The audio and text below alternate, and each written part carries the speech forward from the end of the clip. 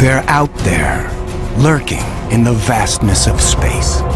Planets so weird, even science fiction could not foresee them. For the first time ever, scientists are discovering alien worlds beyond our solar system. Places where ice is hot and rain is made of iron. They are uncharted, unearthly, and unpredictable.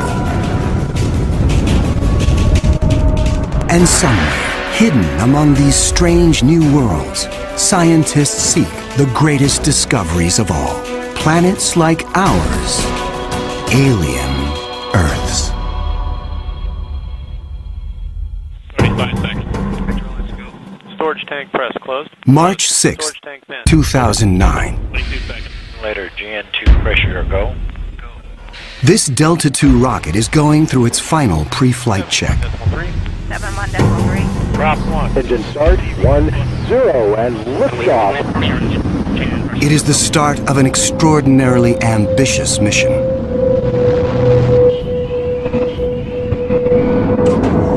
The Kepler Space Observatory is hunting for planets like Earth within a region of 100,000 stars.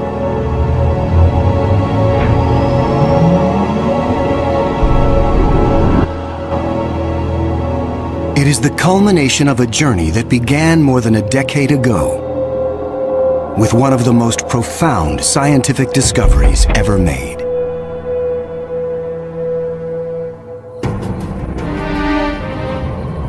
In 1995. Swiss astronomer Michel Mayor and his team make a routine observation of stars in the constellation Pegasus, located 50 light-years away. But the instruments show something strange. One star is violently lurching and wobbling. What we discovered, it's one of these stars have a velocity changing with time. What is powerful enough to disturb a star the size of our sun? Mayor offers a radical answer: a planet. But no one has ever seen a planet around another sun-like star. Problem in detecting planets around other stars is that as a planet orbits a nearby star, that planet gets lost because of its feeble light in the glare of the very bright star. In spite of the odds, Mayor relies on his data and is convinced the wobbles are caused by the gravitational pull of an orbiting planet. When I read this claim from Michel Mayor, I was very skeptical. There had been many false claims of the first planet ever discovered around another star, and I thought to myself, oh boy, here we go again.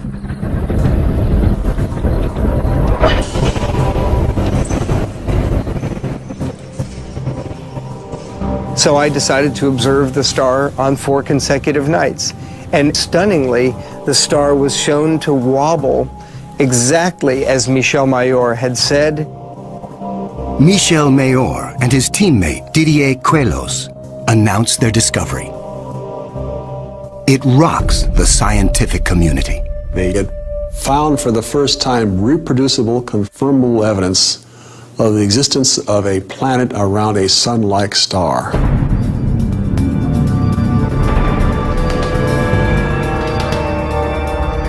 Officially called 51 Pegasi b, the planet is nicknamed Bellerophon in honor of the Greek hero who tamed the winged horse Pegasus. It is a planet that breaks all the rules. Bellerophon roasts in the blazing starlight at temperatures of roughly 1,800 degrees Fahrenheit.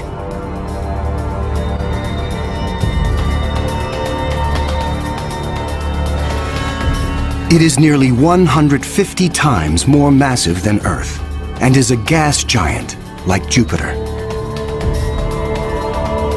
A gas giant is a planet made mostly of hydrogen and helium. Only the outer layers are gas, But inside, hydrogen and helium is compressed to huge, huge, huge pressures. It doesn't resemble a gas at all. Unlike anything found in our solar system, this is an entirely new class of planet, what scientists call a hot Jupiter. If you go to Hawaii and see the lava flow there, that's how hot a hot Jupiter is. It's very, very hot. The Earth is a comfortable 93 million miles away from the Sun. These hot Jupiters are roughly 100 times closer, and so the amount of sunlight that they get is 10,000 times larger. If this represents a star, and this a hot Jupiter is 3 to 4 stellar diameters away from the star. So that would be 1, 2, 3. This is how close a hot Jupiter would be to its star. Hot Jupiters are tidally locked. They present the same face to the star at all times, just like the moon does to Earth. It's going to be permanent daylight on one side and permanent nighttime on the back. If I were stuck on a hot Jupiter, I'd want to be on the back side and hope that some of the heat from the front side facing the star would make its way around the back.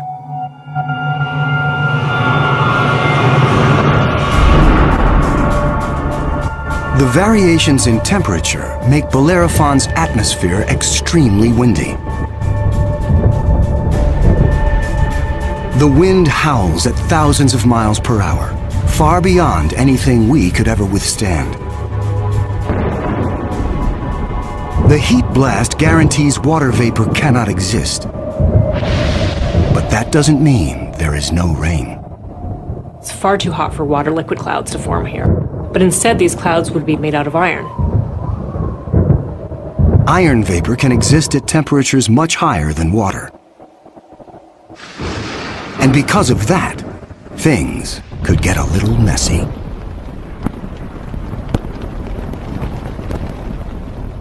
You better have an umbrella that's pretty sturdy, because the iron is going to start coating your umbrella very rapidly and making it extremely heavy and just crush that umbrella.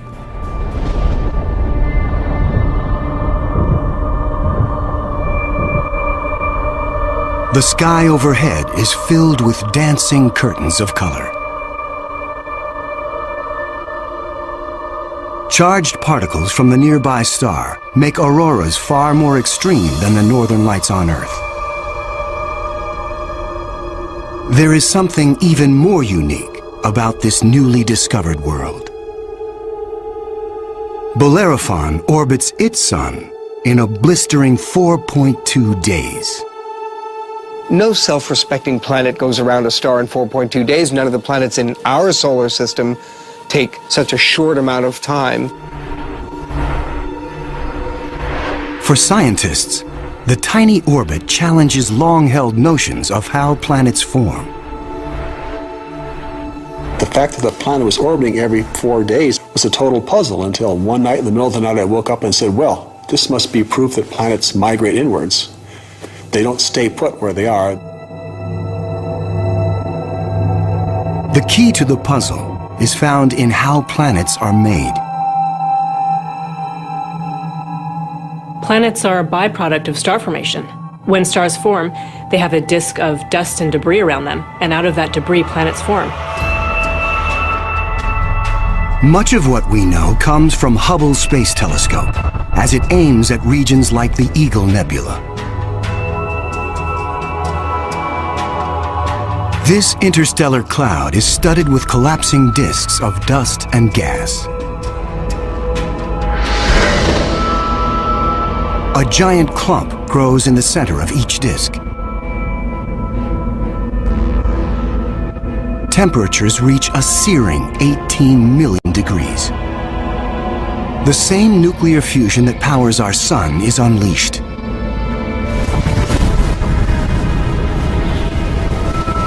The star is born. Radiation from the star generates a stellar wind that sweeps away leftover dust and debris. Some of the dust survives and remains in orbit around the newborn star. Over millions of years, the dust sticks together, forming knots that grow into asteroids, and the asteroids grow into planets.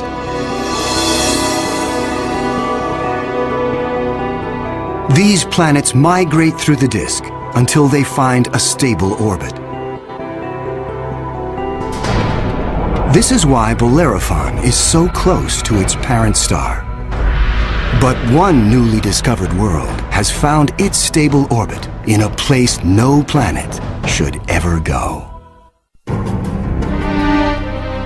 2001. Hubble Space Telescope is directed to an obscure star some 150 light-years away from Earth, in the constellation of Pegasus.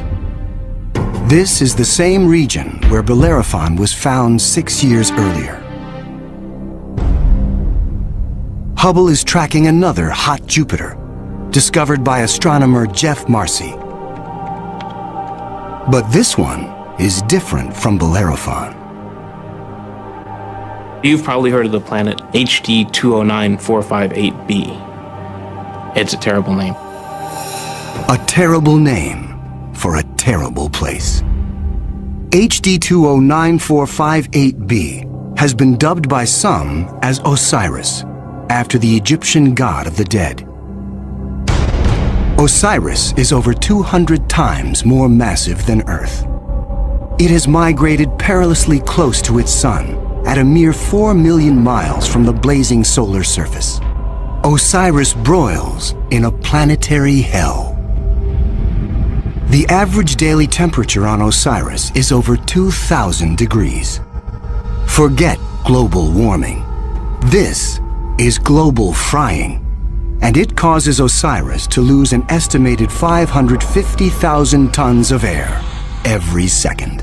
There's a leak of gas, a steady stream of hydrogen and helium, and that's making a big, huge cloud all around the planet. Its atmosphere is bleeding into space. Scientists speculate that a colossal trail of gas spirals behind the planet for thousands of miles.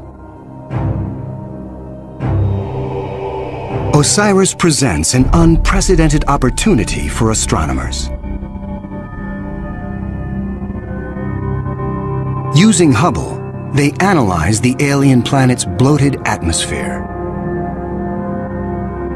This is the absolutely first time where we could tell what is the composition of the atmosphere of an extrasolar planet.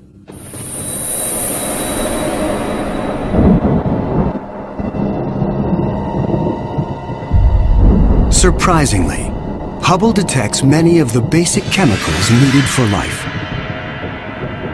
Sodium, carbon, hydrogen, and oxygen. But Osiris is far too hot for life as we know it. There may be other forms of life, however, that thrive on higher temperatures. But there's no solid surface as we know it on a hot Jupiter. So this life would have to be just tiny little microbes floating around on aerosols. And on our own Earth, we have life that floats around in our atmosphere. But that life didn't start there. So life almost certainly would not exist on hot Jupiters.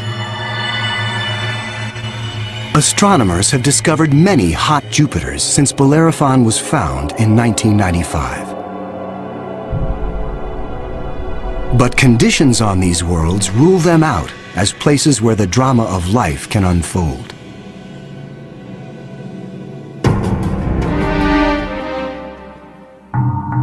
One of these gas giants is a planet that teases the rules of evolution.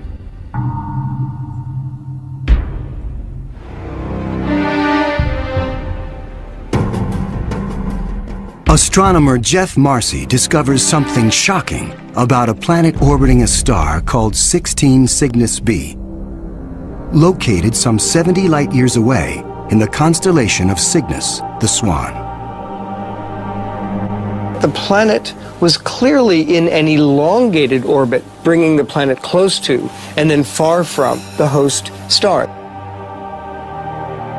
And this, of course, defied our expectations based on our own solar system, where all of the planets go around our sun in nearly circular orbits like phonograph grooves in a record.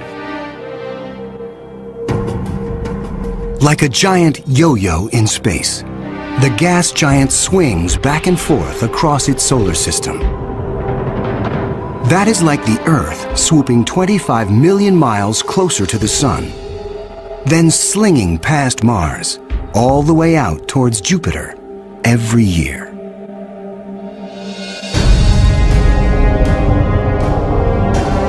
And like all of the gas giants in our solar system, this yo-yo planet might have an entourage of moons. Marcy speculates that one of these moons could be similar to Earth. And here's where the interesting story begins. Imagine a rocky moon with lakes, oceans, maybe streams and waterfalls on the surface. The moon orbiting its planet, the two of them orbiting the host star. Unlike the airless moon that circles the Earth, this moon is a world with extreme seasons. On Earth, the seasons are caused by the tilt of our planet. Here, they are caused by the elongated orbit. These poor planets that are in these elongated elliptical orbits suffer terrible changes in their climate throughout a year. As they make their closest approach, the yo-yo planet and its moon are blowtorched by the star. Summer begins. The atmosphere on the Earth-like moon is savaged with raging storms. Category 5 hurricanes on Earth are tiny eddies compared to the monster vortexes that form here.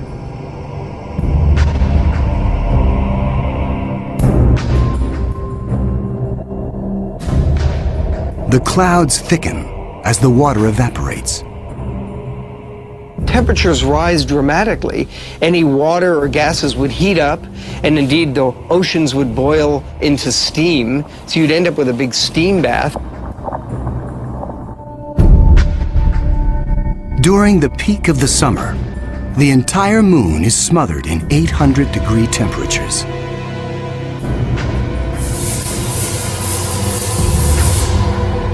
This is the closest approach to the star. During its 26-month orbit, the summer season is barely 2 months long. But what a season! The planet and its moon swing away from the furnace of the star.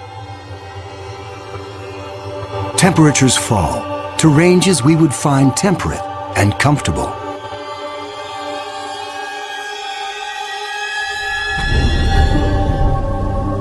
With the coming of fall, the rains return to the parched and roasted moon.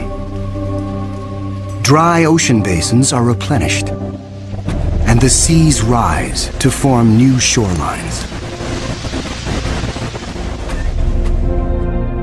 Tranquility prevails as the yo-yo planet and its moon slip into the deep freeze of winter. Now, over 200 million miles from the star, the daytime sky is dark. Temperatures hover around 260 degrees below. Winters are long, lasting 17 months. With the coming of spring, the sun looms large in the skies over this hapless moon as the ice cracks and melts violently. Huge icebergs calve into a stormy and fast-rising ocean.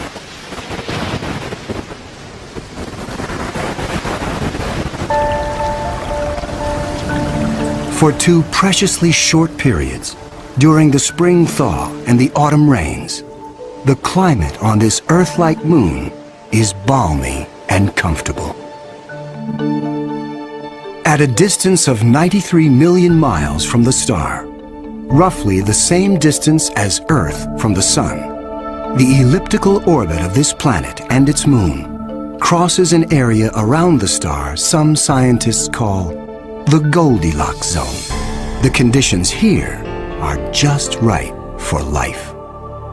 If you're too close to the star, then it's too hot. If you're too far away, then it's going to be too cold and everything's going to be icy. But then if you're right in the middle, it's just right. Every star has a Goldilocks zone. Where that zone is depends on the size and temperature of the star. In our solar system, Venus marks the inner boundary and Mars the outer boundary. Earth and its abundance of life is right in the middle. The Yo-Yo planet passes through the Goldilocks zone twice a year. For 3.5 months during the spring as it races inbound, and again in the fall for 3.5 months as it hurtles back into the colder reaches of space.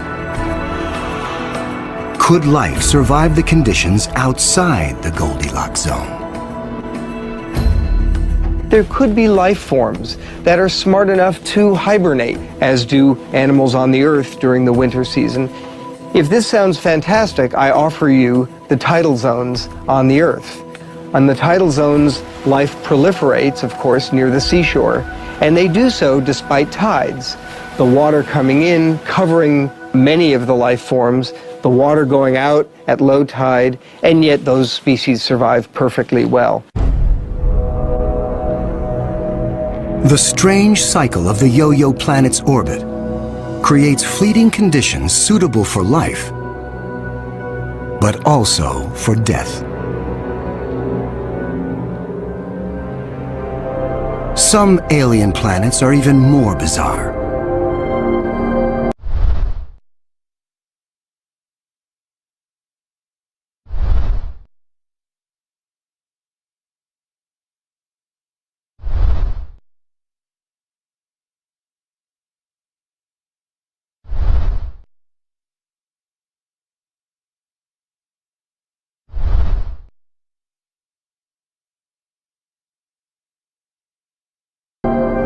Imagine a world that has no star to orbit. Scientists speculate that our galaxy is teeming with rogue planets, adrift in the murky lanes of interstellar space. These are orphaned worlds, planets that are booted from their solar systems by the chaos of planetary migration. Astronomers call such worlds planemos. Planemos are planets without a star. They're just drifting through the galaxy indefinitely. What massive force would it take to kick a planet out of the solar system? When a young star forms with a contingent of planets around it, many of those planets gravitationally interact with each other. They yank on each other, slingshot each other, so that one of them is ejected from the planetary system, voted off the island, if you will. If you were, unfortunately, a resident on a planet that was kicked out by a collision or a near collision with another large object, you'd probably rapidly move out of the habitable zone. There are hundreds of billions of these lost, wayward, poor, wandering planets out in our Milky Way galaxy with no parent star to warm them up. Cold, dark, quiet. Because planemos have no sun, they are worlds without days or years. They keep vigil through an eternal night. Planemos are solitary wanderers, sentinels of the galaxy. Just because it's out there drifting in space doesn't mean a planemo is dead. If the planemo is a rocky world, it could well have life on it. A small rocky planemo without an atmosphere will slumber in extreme cold, far colder than the coldest winter day on our own South Pole. But a planemo large enough to retain an atmosphere traps the heat generated when the planet was first formed. It is the ultimate greenhouse effect. The heat and energy comes from the molten core deep inside the lonely planet. If the Planemo is a gas giant like Jupiter, it may have a system of moons. The gravitational pull between the Planemo and its moons creates friction, causing the interior of the moons to stay warm. These moons could also have life on them, in the same way that Jupiter's moon Io has volcanoes and has a lot of heat energy being generated by interactions with Jupiter and the other moons. If anything lives here, it will be single cells, like common bacteria found on Earth. Not complex life forms. Without a sun to provide photosynthesis, these tiny organisms derive their energy from the chemistry in the soil of the Planemo, or its moon. On Earth, there are similar conditions. Colonies of bacteria are found deep within mine shafts in South Africa. They have no access to oxygen nor light, and survive entirely on the chemicals they make from the surrounding dirt. Their metabolisms are extremely slow, and they reproduce only once every 1,000 years. If life dwells on a sunless Planemo, it could be organisms like them, marooned when their planet was young. While Planemos slumber undisturbed, there are worse places to be in the universe. Like in the company of this lethal pulsar, some 980 light-years from Earth, in the constellation of Virgo. From afar, a pulsar looks like a blinking light, but up close, pulsars machine gun their surroundings with deadly radiation. They are no place for planets. Yet something interferes with the precision of this pulsar. One explanation is that the anomaly is caused by a planet. But many astronomers are skeptical that planets orbiting a pulsar can exist. The reason that's a problem is because pulsars are formed in these incredible explosions. When a red giant star explodes, a titanic fireball known as a supernova unleashes as much energy in 1 minute as our sun generates in its lifetime. When a star goes supernova, the shockwave is so immense it's hard to imagine any planet surviving that. When the cosmic dust clears, all that remains is the crushed core of the red giant, pulsing in the heart of an expanding debris field.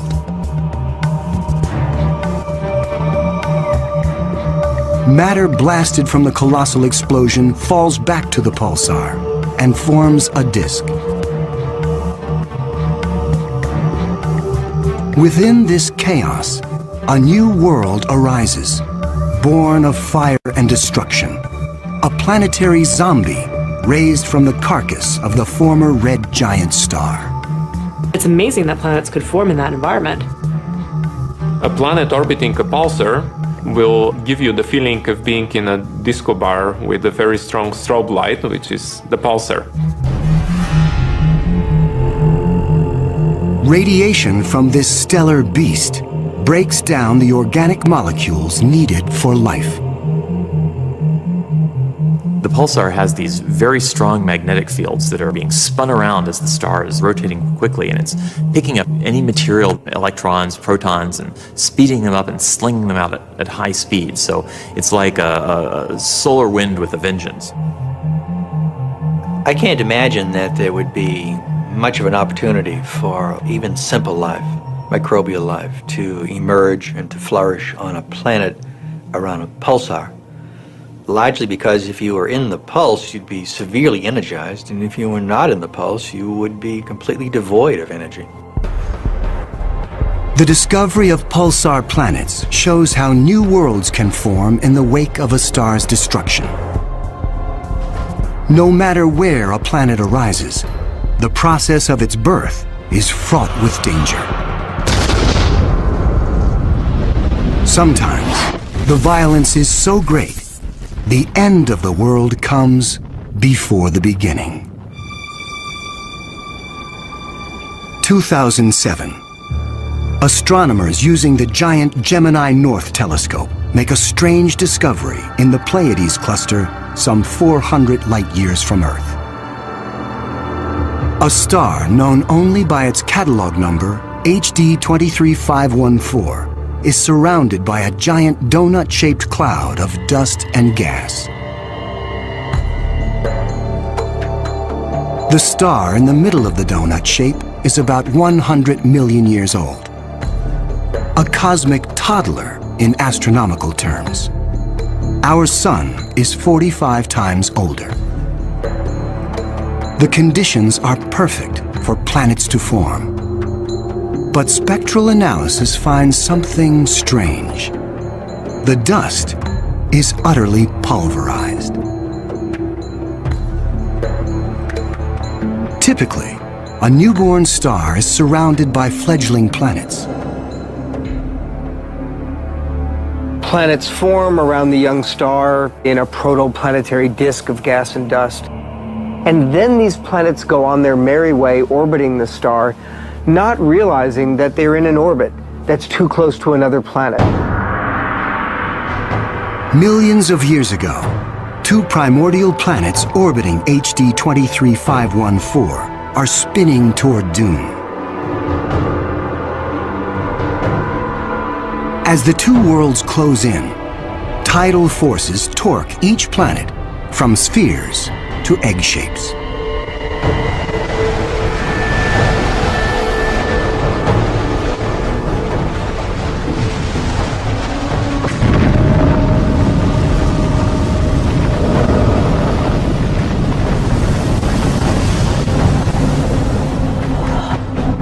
Nothing remains. The two worlds are annihilated, creating the dust and debris seen around star HD 23514. 4 billion years ago, a similar apocalypse came to Earth. A Mars-sized planet forms in roughly the same orbit as the newborn Earth. Like the planets at HD 23514, Earth and this Mars-sized body are barreling toward each other. If you happen to be unlucky enough to be standing on a growing planet when it was in the process of still becoming the Earth, you might wake up one morning and notice that the sky was getting darker and darker as a Mars-sized body was coming at you within a period of less than an hour.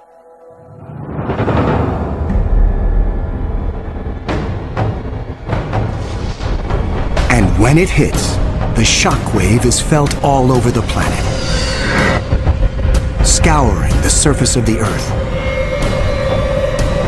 The collision obliterates one side of the planet. Molten rock sprays out into space. The entire globe is peppered by meteors and noxious vapor.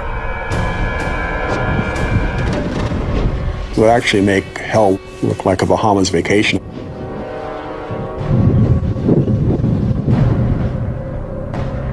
The debris field from the collision coalesces and forms our moon.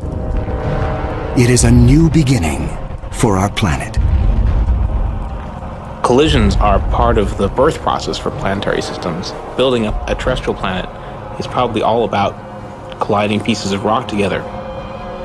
And all across the galaxy, colliding pieces of rock are forming terrestrial worlds that defy the imagination.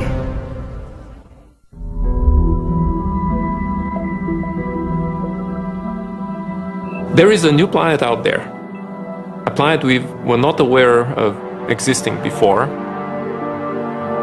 It is not just one planet. It is a new type of planet. Earth on steroids. I like to call them super Earths. They're just like the Earth, except bigger, up to about 10 times the mass of the Earth. One family that the super Earths resemble just like our own Earth, continents, oceans. Some of them may be very dry, like Mars. And then another family that we call water worlds or ocean planets that are completely covered with water. Welcome to Gliese 581c.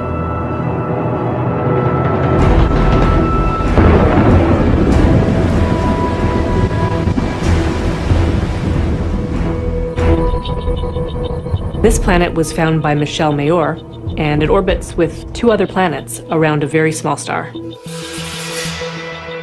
It's only 20 light-years away in the constellation of Libra and is one of the smallest terrestrial planets found beyond our solar system. That doesn't mean Gliese 581c is small. It's still a super-Earth with 5 times the mass of our home planet. But it's the possibility of liquid water that excites scientists. An ocean planet feels like being in the middle of the Pacific Ocean, with no land inside, just water, puffy white clouds, and blue sky above you. The winds on the ocean world are going to be similar to that of the Earth, so it will be a very good place to sail. The weather's absolutely perfect. Every day you get a clear blue sky and the sun just stays in the same place.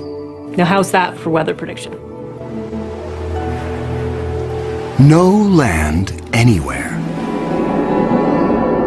Even miles beneath the surface.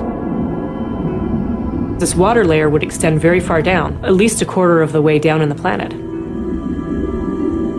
But as we dive deeper into the sea, the pressure builds. At 35,000 feet below the surface, we pass the point where the deepest oceans on Earth bottom out. We pass the 100,000-foot mark.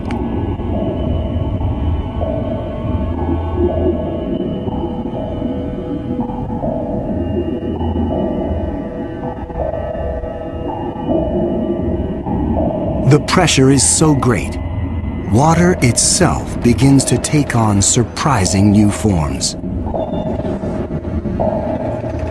At a depth of 10 times the greatest ocean depth on Earth, we reach the bottom. When you have a large amount of water, then at the bottom of an ocean, you will form very high pressure in excess of 1 million atmospheres. And that pressure will compress the liquid water, that is the ocean, into a state which we call ice 7.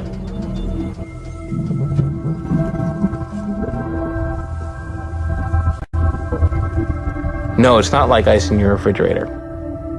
The molecules of water that are in the ice in your refrigerator are kind of all jumbled up. But if you form ice under very high pressure, then the water molecules can become ordered, they can become aligned.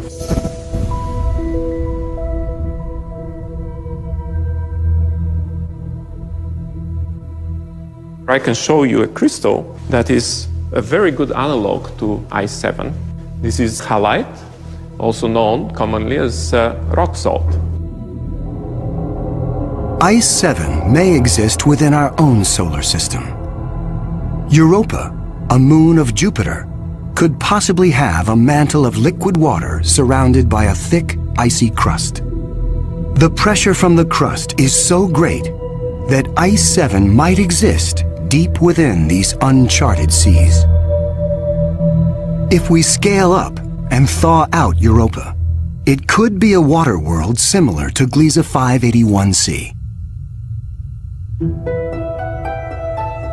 One could imagine that life could emerge on a water world. After all, water is essential to life on Earth. Everywhere on Earth where there is water, there is life. You cannot find a sterile drop of water on Earth unless you put it in the microwave yourself. On this water world, there could be bacteria or any kind of life in the ocean itself. But not all of the super-Earths are water worlds teeming with life. When we talk about super-Earths, we talked about two major families of mostly rocky with some water and mostly water with an endless ocean. But one has to add to those a third family of probably very rare super-Earths and Earth-like planets, which are called carbon planets. A carbon planet is unlike anything we've ever seen anywhere. A place with an alien chemistry, but loaded with very earthly treasures. Throughout our galaxy, there are planets barren and poor and inhospitable. But science is on the trail of a new type of planet, an entire world of treasure. In our own solar system, in our sun and in all the stars nearby, there's always more oxygen than carbon. But if we think of a place in the universe where there's more carbon than oxygen, then planet formation is very different. Spectral analysis shows carbon to be far more plentiful, 26,000 light-years away near the center of our galaxy. Planets that form here may contain a rich abundance of carbon. The morning sky on a carbon world would be anything but crystal clear and blue. I'm picturing a yellow haze with black clouds of soot. And as you descended farther down in the atmosphere, I could imagine lakes that were made out of compounds like methane or gasoline. I'm picturing these bubbling, foul-smelling pits of black ooze, like an oil well. With little or no water in the atmosphere, the air is made of carbon compounds. Methane, butane, pentane, benzene, all these different kinds of carbon compounds that separate out when you refine gasoline. One day it might be raining benzene. The next day it might be raining butane. Alien as carbon planets might seem, the air quality could be familiar to some. The air in a very benzene-rich planet will resemble that of LA. A lot of smog particles that unfortunately we are quite used to from the exhaust of cars. Despite the pollution, carbon planets could come with a sparkling upside. You might see diamond because the planet may have substantial quantities of pure carbon that it's formed out of. And pure carbon, when you compress it, tends to form into diamond. The secrets of exotic planets like these are waiting to be discovered all across the galaxy. But astronomers won't be satisfied until they find the Holy Grail. A planet like our own, one that sustains life, the next Earth. People always ask me, do I think we're going to find another planet like Earth? And I answer, absolutely. Every star probably has planets roughly the same size as our Earth.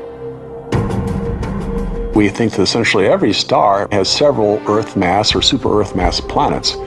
So if you have, say, 200 billion stars in the galaxy, that may mean there are 400 billion Earths in the galaxy or more. 400 billion Earths. The Kepler Space Observatory is the first instrument capable of finding one of these planets. Kepler is looking at the constellation Cygnus in the night sky at 100,000 stars, taking picture after picture after picture, minute after minute. And the goal of Kepler is simple: to look for stars among the 100,000 that dim. When a star dims slightly, it means a planet passes in front, blocking some of the light. How long the star dims and how much light gets blocked will tell scientists about the size of the planet and the distance from its sun. A good analogy for this is looking for the dip in the light that you would see from a searchlight if a small moth flew across the searchlight. And so it's a really tiny dip in the light as the planet transits. It is a very powerful technique because it allows you to discover planets that are even smaller than the size of the Earth around stars similar to the Sun. It is a technique that is changing the course of science. We think we may be able to find a planet that is habitable in the next few years. Scientists estimate the Kepler mission will find a minimum of 50 alien Earths. One of the big questions that anybody looking for life beyond the Earth is facing today is, what if we don't recognize life even though we discover it? Conditions on an alien Earth may cause life to evolve differently. My hope is that we'll see some sign that will make our hairs stand up on the back of our necks. Whatever that sign is, it will be the first chapter on the greatest scientific story ever told.